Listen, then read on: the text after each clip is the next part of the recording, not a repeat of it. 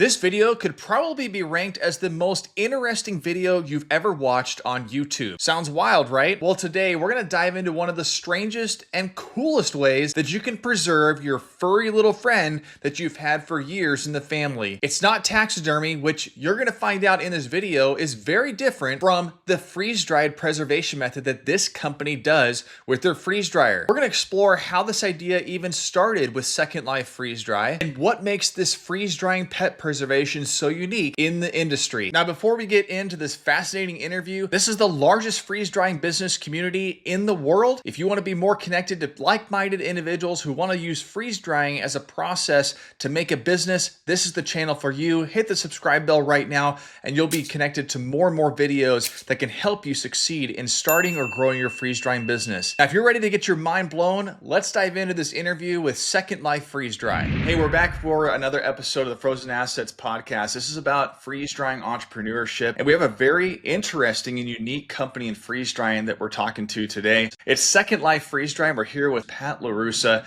and she's going to give us more intel into what they actually do in pet preservation through freeze drying. Pat LaRussa, thank you very much for coming on board and sharing about your business. I got to ask you right off the bat, freeze drying pets, what the heck is that? You and a lot of other people, David. It's not a very well-known practice, though. It has been in existence for 15 years at least. It is the art of taking a deceased pet who isn't really a pet. It is a loved one. It's a family member to so many people.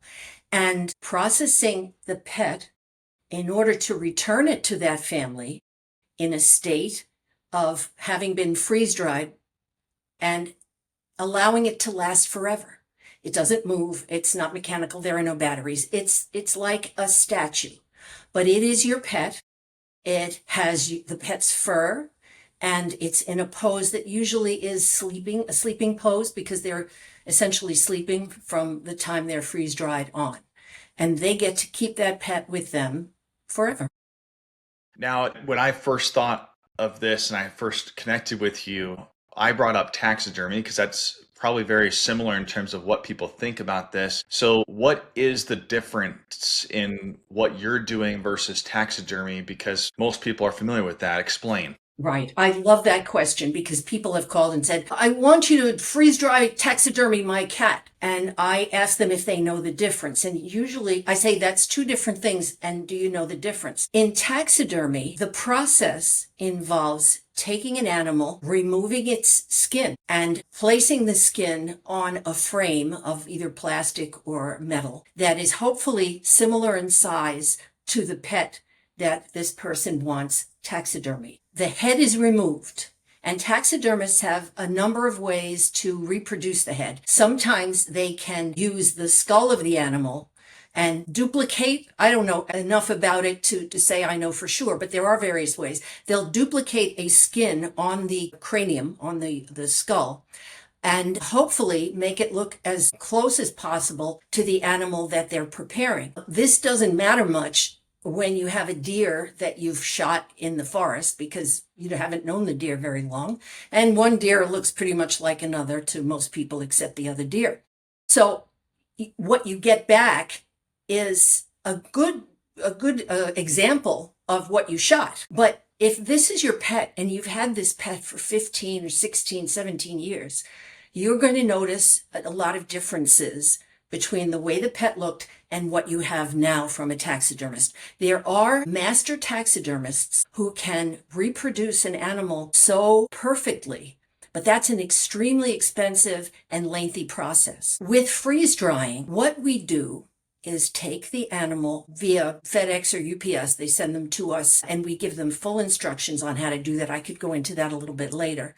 But the pet arrives, and we prepare it in order to give it the best opportunity to have all of the moisture in the pet's body removed, because the water is what is the catalyst for decomposition. So without any water, there is no decomposition. That means that little pet will stay with you as long as you don't get it wet It will stay with you as long as you like. That is your pet. The body doesn't change in size or shape. They come back to you pretty much the way they come to us. The fur or hair is exactly the same. That's not affected at all by the process, but it's a very long process. It can take between 6 and 12 months, and that's just the average, to complete the process and send it back, send the little one back to the owner. There's a lot of difference. If you put a taxidermied animal next to a freeze-dried animal, it is instantly a message that said these are two different processes. If I saw a freeze-dried pet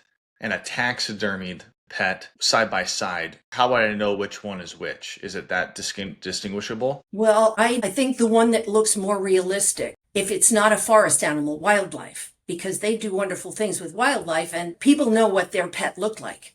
So if you could go back in time and perform taxidermy on a pet and then take the same pet, rewind the clock and take the same pet and put it through the freeze-dry process, it would know immediately. If you've ever been to a museum, museums have always employed taxidermy.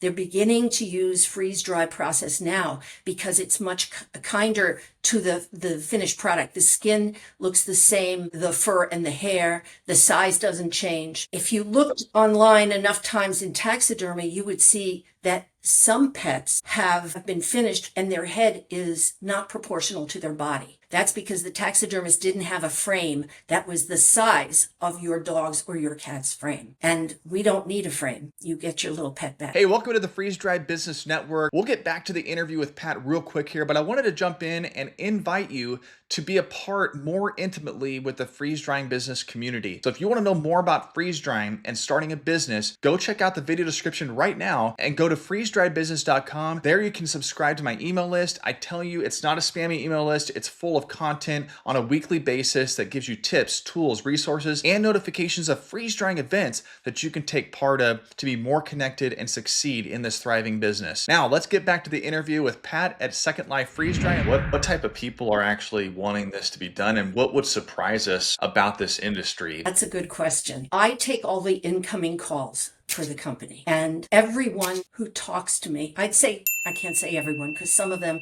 do know of freeze drying, but I probably 90% say, I'm so glad I found you. I just Googled freeze dry and there you were, which is wonderful for us. But they had to know those two words, freeze dry. And that's why it's in the website that takes you to the gallery and the information about us. Very important. People come to us. I've had a number of people say, I don't care how the animal looks when it's finished. I want it to last forever because when I go, he's coming with me.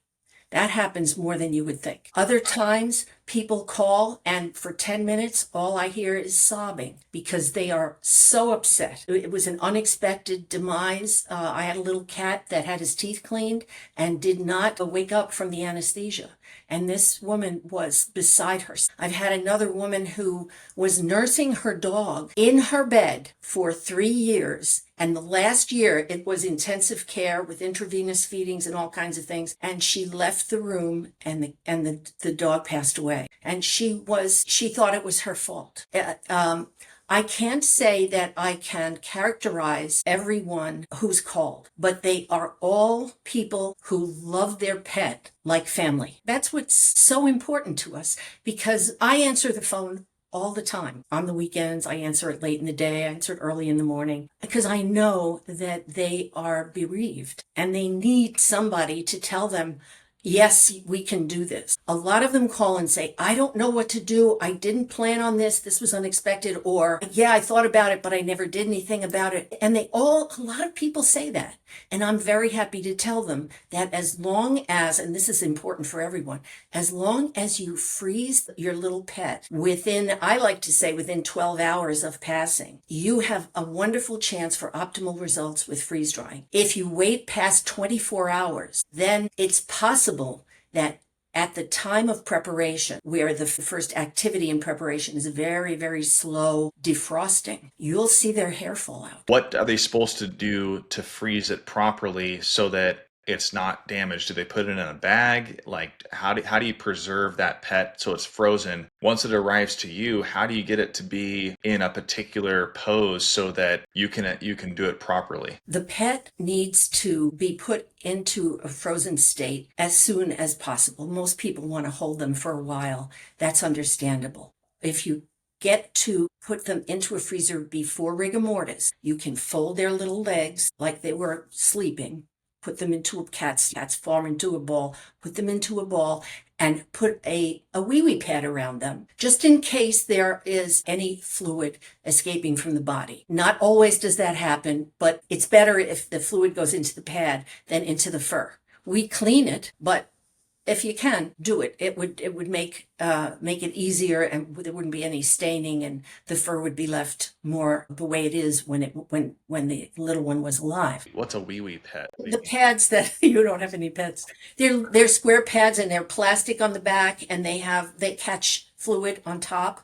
Okay, And, yep. and you use them if you it's not usually for bigger animals, pretty much for smaller animals. If it's pouring rain and you don't want to take them out, they're trained to go on the pad. It's an absorbent pad. It's like a gigantic gauze pad that you put on an injury, and not with any adhesive. So it just sits on the floor, and everyone with a pad has one. Okay, so then now that I understand that, so now it's frozen, you're gonna now ship it to Yes. Second Life freeze dry. How does And the that, and then reason- what happens when it arrives? Well, but just back up a little bit. The reason the legs are folded is that they're fragile when they're frozen, and it makes them smaller, so they're a smaller package. They're easier to pack. When they arrive, we examine them to make sure that there is no damage. We look them over to see if some of them have had surgery, or they've had injuries, or they've been shaven by the vet, and the fur is missing. And so our head technician will call the owner when the pet arrives, and we take photos of opening the box and looking the pet over and putting it into our freezer. And we tell them that this is what we see. Is that consistent with what you know? And it always is. And they're very happy to understand that we get in touch as soon as the little one gets to us. And we put them in the freezer, and we tell them that when they send us photos, which everyone is required to do because we want to see what kind of pose they want. And it's much easier. Everybody has pictures of their little dogs and cats. And it's easier to see from a picture what we need to do to reproduce the pose. That brings up, like, how do you decide what's the best pose or position? Also, you don't want it to look too obscure and weird, in your home too. So how do you decide what that pose would look like? I always ask the owners about the pose. And I say most people do, choose a sleeping pose because, in effect, this little one will be sleeping from now on. And they understand that. They don't want the pet to be up and active and sitting up, because that's almost performance, and it's not what they want. What they want is to have their real life memory right beside them, and the cat or the dog can be asleep and they're comfortable with it there, like to see it every day. I know one woman who takes her dog to work. She leaves it in the car, but she just takes it back and forth because that's what she likes to do. So usually it's a sleeping pose, and they're also safer because as soon as you straighten a limb, if the pet falls off the table they're on or the chair or whatever, there's a chance that they will break. And then it's very difficult. We can't restore that without it being obvious subsequent to the repair. You brought up the lady that keeps her pet in her car. What's the difference in how you're supposed to store your pet so that it doesn't soften up, it doesn't break? How do you properly make sure that the pet doesn't change? Good question. I didn't mean to imply that she keeps the cat in the car. She just drives it to the office, takes it into the office with her, puts it back in the car, and they go home. What I've told everyone is the environment you live in will be fine for the environment of the pet when they get back from the freeze dry process. So don't put it outside, don't wash it, don't allow it to remain in a very high humidity location. Most people in Florida, Texas, Southern California, they do air condition their homes, and it's so available. It's probably true that it's everywhere. So there's no problem leaving the pet in an air conditioned environment. They don't change. When you mix water and air, oxygen and water, you get decomposition. If you eliminate the water, nothing happens. It has to have water in order to change. And that won't happen as long as you don't get them wet. If you do get them wet, because that's happened, people have come back to us. We recommend, it depends on how wet, we recommend a hairdryer, just gently, not too hot, and over a period of time, just like when there's a leak in your house. If it goes through the floor, through the walls, you have to have a company come and make holes and blow warm air at it until it dries out, or you have mold. And the same thing is true with a freeze-dried pet, which we have not encountered ever. Nobody's ever said, drop my pet in the bathtub, what do I do? They're more careful than that, and we appreciate that. So we do tell everyone, because at first they're worried, well, where do I keep it? What am I going to do? If they take it out, don't take it out on a rainy day. Most people don't take them out. Most of the time they're in the bedroom or in their little bed in the living room on the floor, and that's where they remain. Pets in the U.S., Pat, typically are dogs, cats. So is that typically what you've seen come to you to freeze dry as customers, is mainly cats and dogs? Or are there other types of pets that you actually freeze dry? I got a call yesterday for a lizard and a chinchilla, a separate call. People want to freeze dry snakes. They want to freeze dry hamsters and chipmunks, squirrels, turkeys, all kinds of things. We only work with cats and dogs. We give them our undivided attention, and we try to make them look as beautiful, as natural, and as comfortable as possible. Our range is up to around 15 pounds. And we do that because we don't want them crowded in the freeze dryer. We can have the best opportunity for posing options when they're in that size range. But if someone does come to us with, I had a call the other day for a husky. Huskies are about 80 pounds easily on average. And we recommend them to another freeze dry company that does large animals. He just finished a 160-pound American Bulldog, and I couldn't believe the finished product. It was astounding. But you need a machine that's room size to put that particular dog in. And so we always refer to him, and because we trust him, and we've always had good feedback. In the event we do have to refer. This conversation is just getting started. I've got 2 more parts to this entire series with Second Life Freeze Dry. Make sure you check out the thumbnails coming up next for those 2 additional parts. You can also click on the video description below and you'll find the links to those videos. It's also on audio form on Apple Podcasts as well as Spotify, so check out there. Make sure you leave a review of this particular interview. I'd really appreciate the support, and the reviews really help get the podcast episodes out to more people interested in freeze drying. I'll see you there.